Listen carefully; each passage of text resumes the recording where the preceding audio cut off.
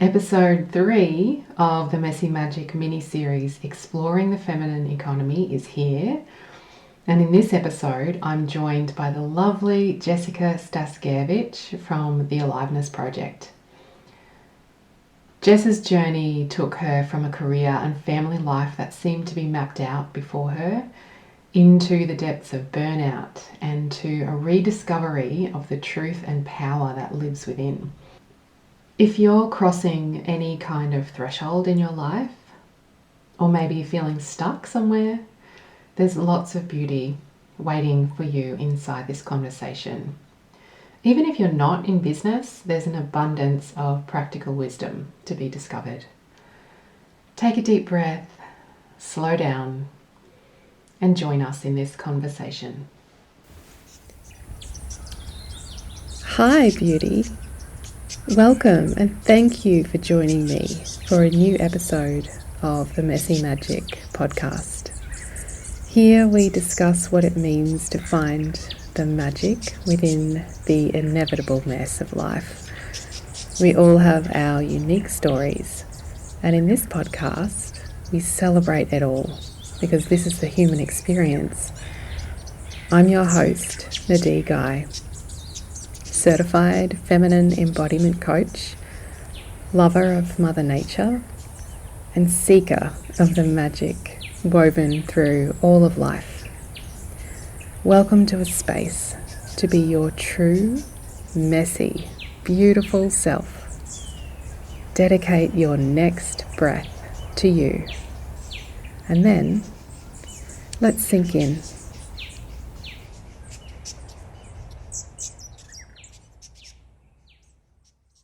So thank you so much for joining me for this conversation. I'm so excited just to be in conversation with you about this huge and nebulous topic of the feminine economy.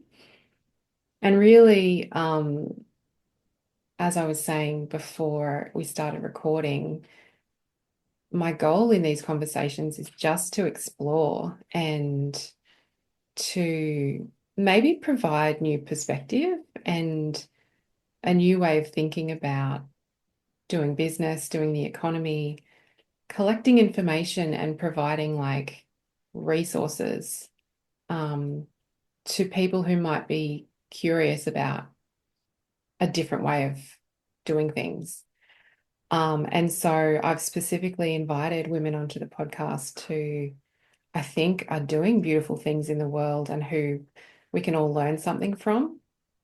And so I guess to kick us off, Jess, I would like to invite you to just tell us a little bit about what brought you to where you are today in work, and maybe a little bit about your kind of position or perspective on the topic of feminine economy.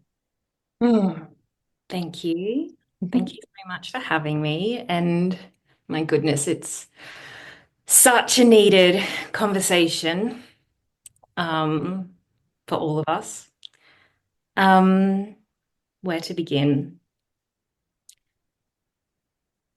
I currently live and breathe a feminine business model, and I literally could not do it any other way. And I learned that the hard way.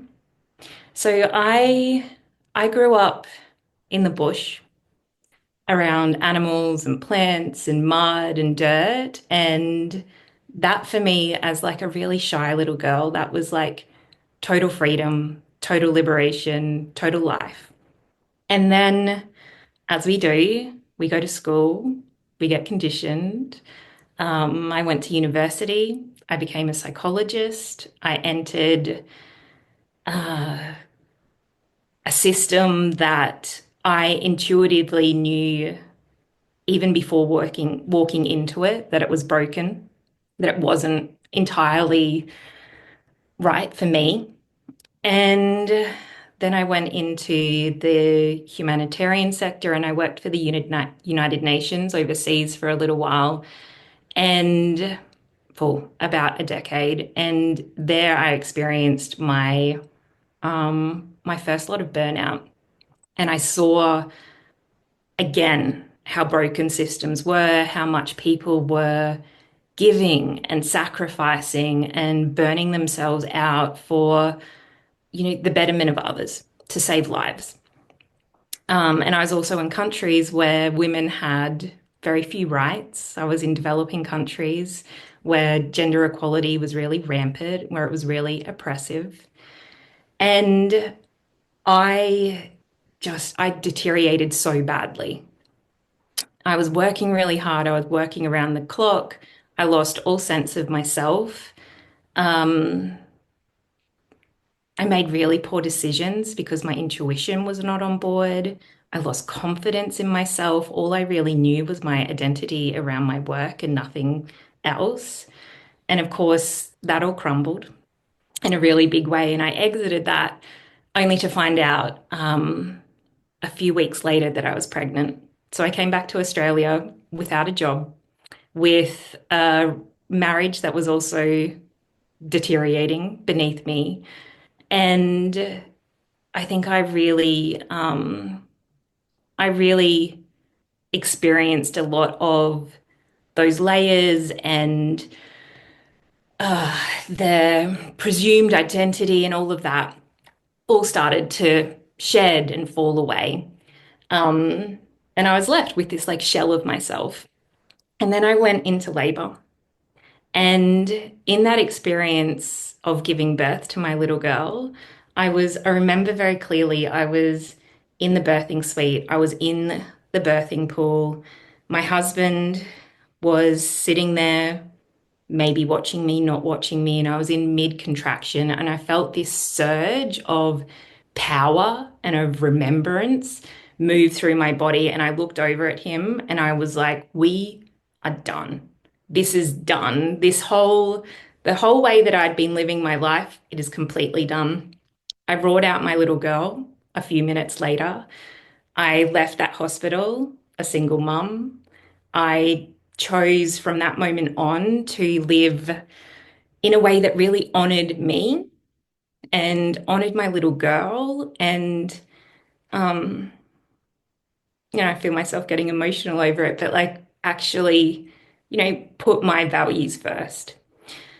And that was a real turning point for me. That was a turning point where I recognized the power of my body. I recognized just how much I had abandoned myself. And there was a lot of grief and a lot of letting go and a lot of swimming through the waters of how else do I do life? Like, do I apply for a job and go back into systems, or do I create something that actually feels like me, that honors me, that would allow me to share my gifts, my creativity, be in service to the people, the women that I deeply care about, which I have this like burning passion to support in some way. And through a bit of trial and error, I got here. uh, yeah. What an incredible story. Oh my gosh. I mean, I have read parts of your story because I've seen you talk about it, but I mean, when I like seen you talk about it as in like read read you speak read your writings about it.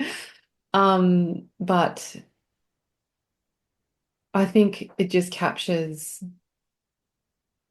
such a beautiful journey, and one that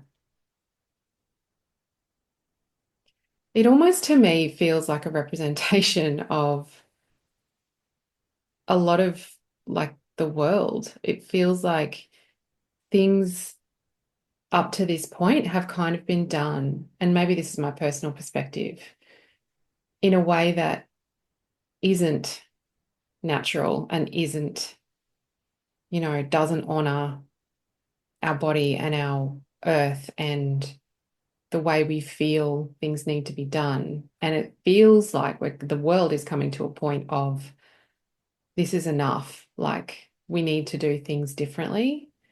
Yeah. And I think It, it's so beautiful that like you're already a few steps ahead. Like you've already come to that point in your personal journey and decided, nope, that's not for me anymore. And you've started, not started, you have built an incredible life from that point of intention. And I'm getting goosebumps just thinking about it. So thank you so much. Um, can you tell us about your work and how, well, I guess what your work involves, and then also a little bit about um, how you run your business differently? Mm. Mm. So after giving birth and having that experience of feeling that power within my body and that, coming to that reckoning point, I was like, there is something here. There is something within me, within all of us that we have tamped down. And it's that primal, instinctive, wise feeling, um, irrational, sometimes chaotic, beautiful, sensual aspect of ourselves. And when I found that, and it sounds so cliched, but when I found that, I fully came back home to myself in a way that I had not experienced for decades since I was that little girl running around through the mud with her horses and her dogs. And I'm so passionate about guiding women back to that space. So I'm all here for women inhabiting their aliveness, inhabiting their bodies, learning to feel and sense and move through the world, not only from the logical mind, but also through those intuitive whispers, those deeper pulls. And particularly, coming back, I think a lot of the reckoning that you were talking about that's happening collectively.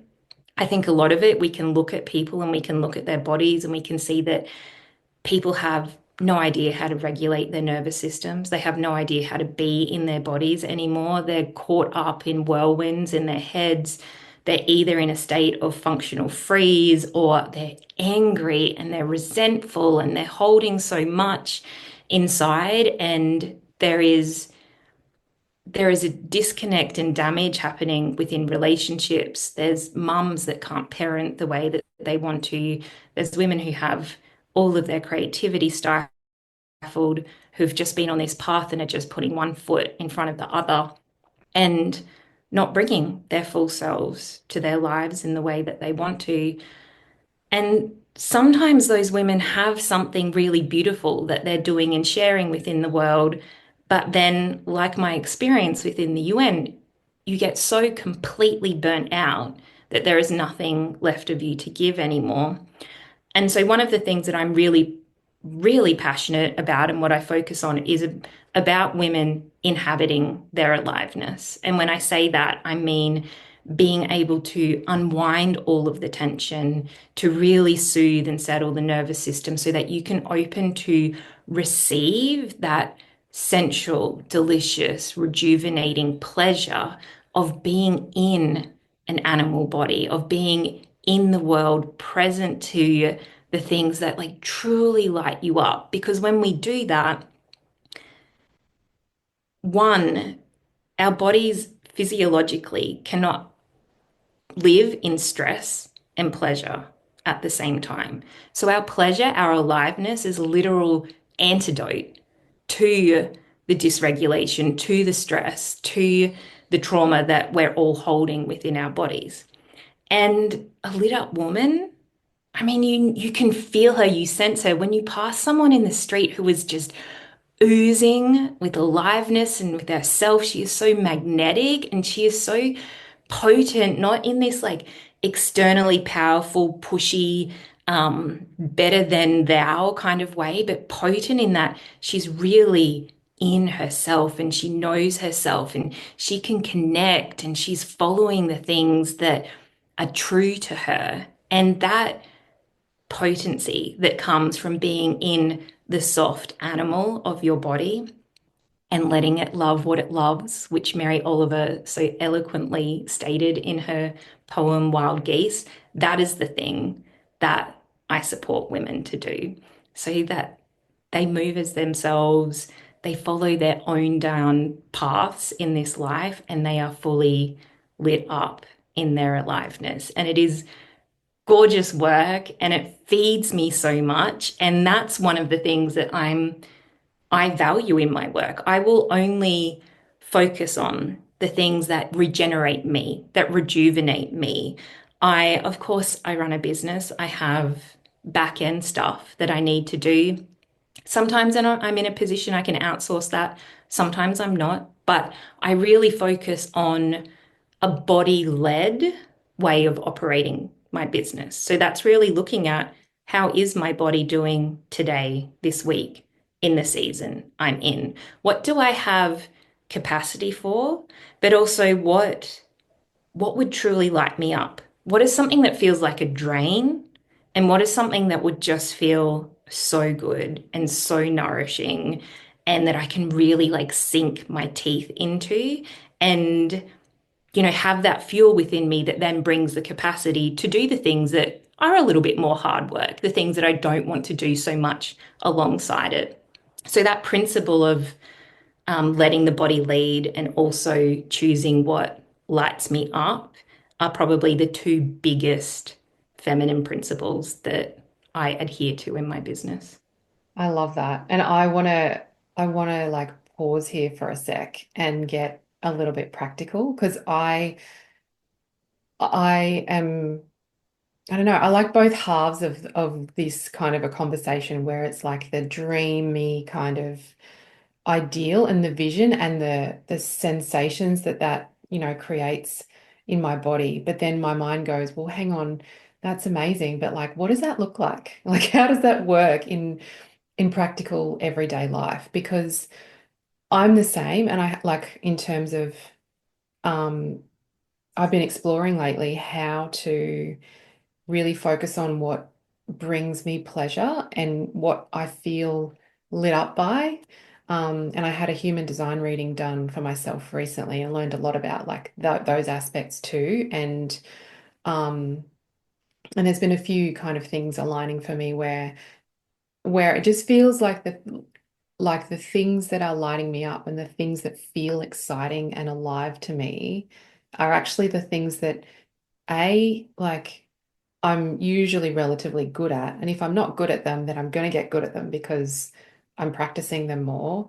And B, they have better results because my energy is Mm. fully there.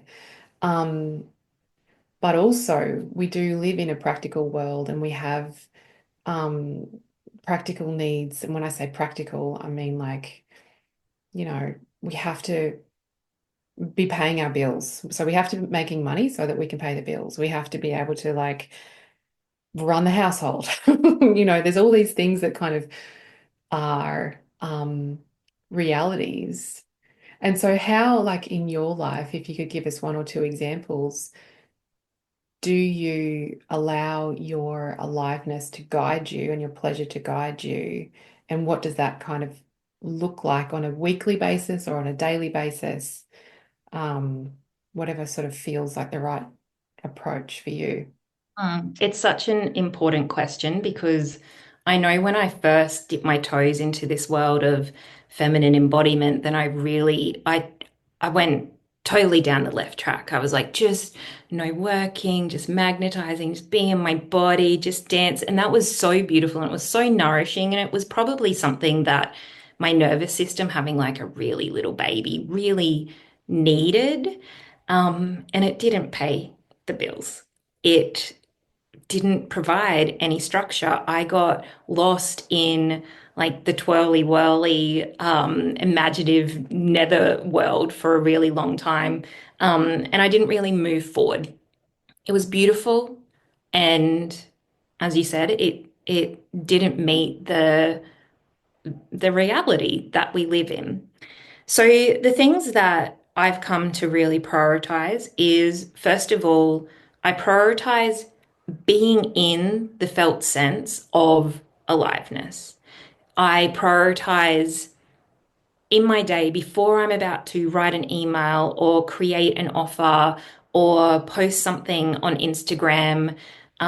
or facilitate a class or be in a coaching session, I prioritize feeling that sense in my body of like, oh my God, I feel so good, where my nervous system settles, but it also expands and opens because I know when I'm in that state of delicious aliveness, then I literally, it's like the blinkers come off. I see the world and I see myself in a much different way where I see so many more possibilities. And I feel it's not even like confidence, it's just this natural sense of like, well, I just put a step forward. And so that's really important, particularly for me as someone who could easily just get lost in my head, get lost in perfecting, get lost in the small little details, and those things don't really move me forward. But I know when I'm in my body, when I can feel into an aliveness, and honestly, that could just be like, what would it feel like to be standing in the sun and like biting into a peach that I just picked off the tree and feeling it dribble down my chin? Like, what would that feel like in my body and feeling the sensual pleasure of that and feeling it through me and then being like, okay, how do I move from here? Because when I move from that place, I'm making bigger moves. I'm making bolder moves that really serve me and serve my business. And then the second thing that I do is that, yes, we have offers, we have services. We have to show up on some days where we don't really feel like it. And so when I'm not fully in it, maybe, there's something big happening in my life, or maybe I haven't had a great sleep, or I'm premenstrual, or I'm in some season where I just don't have that easy spark, then what I do is I kind of take an audit of whatever I need to do. And I'm like, what would be a tweak that would just make this feel a little bit better, a little bit easier? Maybe that's taking my coaching call with my camera off. Maybe it's a standing session. Maybe it's a walking session. Maybe I take some component of whatever I've created out and I just let it feel a little bit more freer and a little bit more doable to me without throwing it all out. Yeah, okay. I understand. So kind of sometimes there might be things that you don't necessarily feel like doing or don't feel wholly good to you on the day, but following your aliveness and your pleasure kind of means making it or finding a way to make it more pleasurable, more alive to you on that day. Yeah. Yeah. I think sometimes the small tweaks, they're the things that we forget that we can actually do, that we have agency over. Mm, And those small tweaks, they make all of the difference. absolutely. Um, One question that I have, and we've already gone a long way down the path of talking about your practices, which I love. But I guess kind of a foundational question, and I feel like it's a very like feminine economy is such a there's no definition for feminine economy. Like when I started researching, I don't even know how the words feminine economy came across my consciousness, but it was like, oh, that feels really interesting. And I sort of started researching like a year ago, and there's no like definitive authority on it. And I feel, which is perfect, like it's open to interpretation as there's so many different kind of interpretations of everything. But from your point of view, like when you hear that term, feminine economy, what does that, what bubbles up for you? Mm. The first thing that comes up is this cyclical, circular kind of economy where we're not draining resources left, right, and center, but we're putting in as much as we take out, or we're being very conscious and intentional about, yeah, how we utilize resources from, I mean, anything. If you were sending a parcel to a client, like what does the packaging look like? What are you purchasing? Is that necessary? Like those little choices every day, looking at our footprint and not just assuming that we can take, take, take. I think the world's really showing us that it's not happy with us just taking, bulldozing our way through. That's the first thing. The other one is community. I really value conversations like this. I really value being in spaces where there's other women or people like me doing very similar things, and we band together and we support each other rather than um, yeah, trying to work out who's the top dog and pushing people out and slagging people off and all of that kind of thing. I love being in places and spaces where I can contribute to or support the mentorship of somebody else or learn from somebody else, because that's what community is. Like we are stronger when we come together and when we support each other.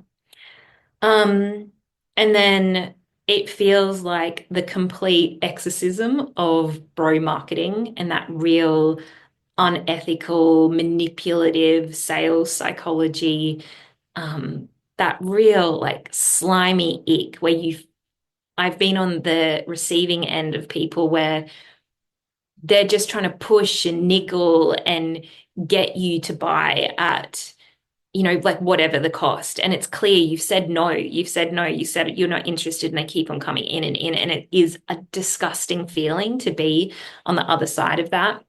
So when I have something to offer, when I sell something, there's a wide open window for people to say yes, to tune into their own body, to go, is this for me? Is this not for me? If I'm hopping on a connection call with someone, then I'm not there to convince them to work with me. I'm there to support them to find the right decision for them. And if it's not the right decision for them, then it's also not the right decision for me. So being very respectful and, like mutually consenting to working towards each other. What if the key to being more magnetic is not creating more or being more, but leaning into what makes you feel really good? I've been playing with this question and mindfully infusing my business with pleasure and beauty, and it's had such a profound impact on, well, everything. And I wanted to create something that invited other women to do the same. So I created a free 5-day pleasure infusion for the woman who's open to asking the question, what might be possible if I focused less on doing all the things and more on dropping into ease, fun, and play? It's 5 daily emails with a small but potent exercise to invite you into more pleasure in your business. You can sign up for free at nadineguy.co/pleasure infusion, and you can check the link in the show notes. And then the other thing is businesses that are really built on depth and integrity and actual impact, not just selling something to make money. And there's nothing wrong with making money. Money is a beautiful resource that's here to be shared. But again, like, I guess it's coming back to that regenerative approach of like, I'm not just building wealth for the sake of building wealth. Like, this would be going to something that matters. Wow, thank you. I like all of that is just landing so beautifully, and so I feel excited in response to everything you just shared, because I feel so hopeful. Like there are so many, I feel like there are more and more conversations like this happening, and there is another way to do business, and we're finding it, and it is working. It might be working in a little bit of a different way, but that's okay. And I think it's it's normal as well that it takes time, like it's taking time for the collective to find this new way of doing things because we're so used to being told that it's like consistent growth, linear growth. It's all about productivity, it's all about focus. It's like squeezing as much out of the world and each other as we can. And as you said, being top dog, like being in competition.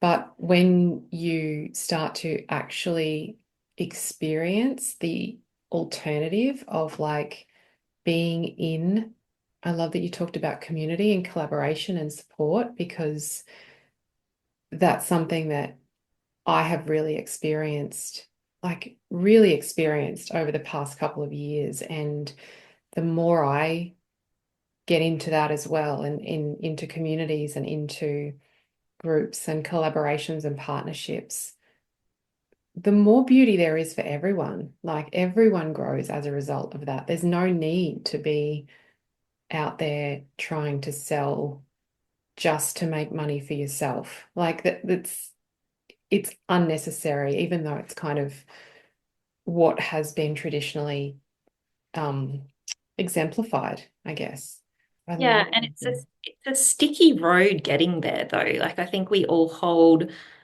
a lot of stuff within our systems, within our bodies, around how things should be. There can be this real, what people call the sister wound, like coming up where it's like, oh, I can't trust her. You know, we actually have to face a lot of um our own conditioning, our own prejudices that are existent within our bodies. And I think, you know, having your own business really does make you look at your own shit. It makes you look at like what you're holding. And I think that, and I fully believe that the best thing that we can do is to come back into our bodies because when you are in your body, when you are in your heart, when you are feeling what is right and nourishing for me, my family, my community, the earth, then you make good, right, responsible decisions. So whenever I get caught up, and I am not afraid to admit that I frequently get caught up. Like you look at Instagram and it's like, this is the latest marketing tip, or this is the latest social media, whatever tip. Like it is, it comes at you like a hailstorm. And it's so easy to get wrapped into it because there's so many promises of like the quick fixes and the quick results. And that was another thing that I really had to take on was that, you know, I'm choosing intentionally to put my values, to put my body, to put my health, to put my family, my community first. That doesn't look like fast growth. That actually looks like slow growth. So while it would be nice to say, oh, like choose to go to the feminine economy and then you'll be super successful in all of the right ways, I think that we get to choose our own definition of success. And I think it's really important to look at what is our own definition of success, to frequently evaluate what is it that I need and what is it that would nourish me. And when we're growing businesses, giving ourselves a period of slack where we can receive maybe income from another source, maybe different kind of buffers can be built in so we're not stressing ourselves out and we're not burning ourselves out in that system. So when we talk about community and the collective and support, then like that is another area of support. We really need to look at the different ways that we can support ourselves, that we can resource ourselves, that we can rejuvenate ourselves so that we can give in the way that we're meant to give rather than, yeah, burning ourselves out.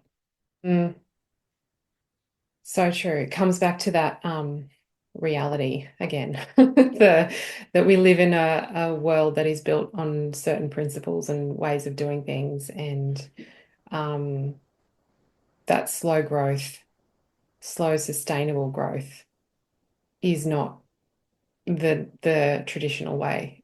And so building in extra ways of supporting ourselves is often necessary. And I think like that's a whole other conversation we could have, and I won't go too far down that road, but that's something um, that I have felt myself over the past, I've been sort of building different types of businesses for the last 10 years, pretty much, and have always been very intentional about the way that I do it and have not ever like feel like I've cracked the nut. Like I've got this and I know exactly what to do next for it to be sustainable and to feel like nourishing to me. So that is has been that's my dog groaning has been a source of frustration, but like over the past I'd say year, I've kind of come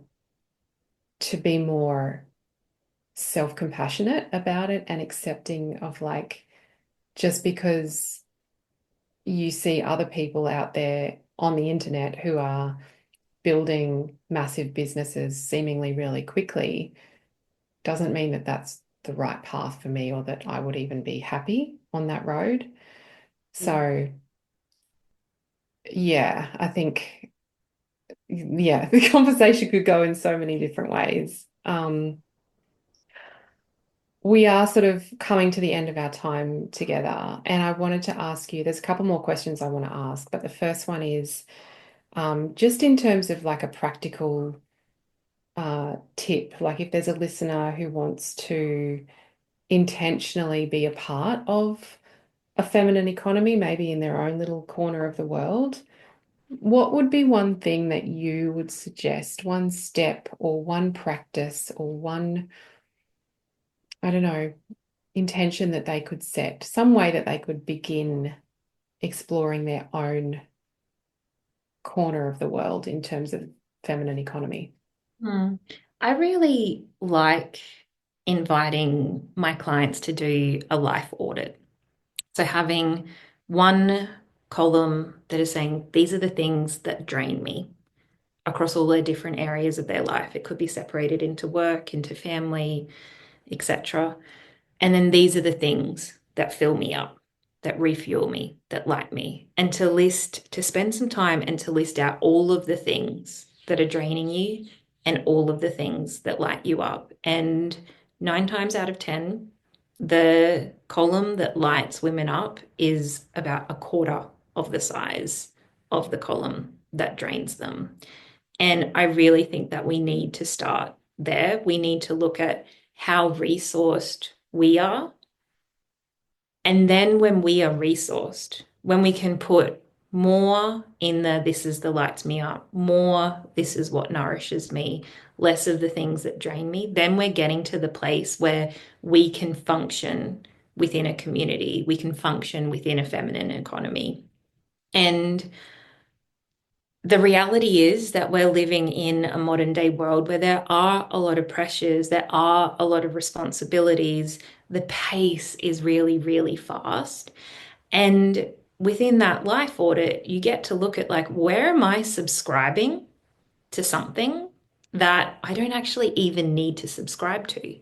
Like, if you look at that list of the draining things and there is something on you, like, look at it carefully and just be like, can I actually actively say no to that? Maybe that's removing screens from your house. It can be little steps, it might be massive steps, like I'm outsourcing a whole wing of my business. Um, but I think that when we get to that place then of being resourced and regulated and ripe, then we get to make really wise, right decisions for ourselves, for our family, for our communities, and we get to give in the way that we're designed to give, which is from a place of overflow, not from a place of depletion. So beautiful. It's like I keep coming back to this idea of the ripple effect, this kind of concept of the ripple effect, and I just feel like it is so real. And that's exactly what you're talking about, like starting with that that drop of you and how you resource yourself first, because then the overflow impacts everything around you. I love that. I'm going to do that too. I'm going to do that practice. Thank you. I'm just jumping in because this interview was recorded last year in 2025. And since then, Jess's work has evolved. So I am re recording a little intro to her latest offering for you rather than give you the work that she was doing last year. So Jess works with intelligent women who can no longer keep pretending that the life they built still fits. Her work is for women standing at the edge of a marriage, career, identity, or life crossroads, facing a decision they can no longer ignore. Through the Decision Intensive, Jess helps women stop arguing with what they already know, hear the deeper truth beneath the noise, and take the next honest step forward towards a life that feels self-authored, alive, and true. Her writing project, the Aliveness Project, is a body of work for women who are done abandoning themselves to maintain lives that look good on paper. You can find her writing and apply to work with her through the links in the show notes.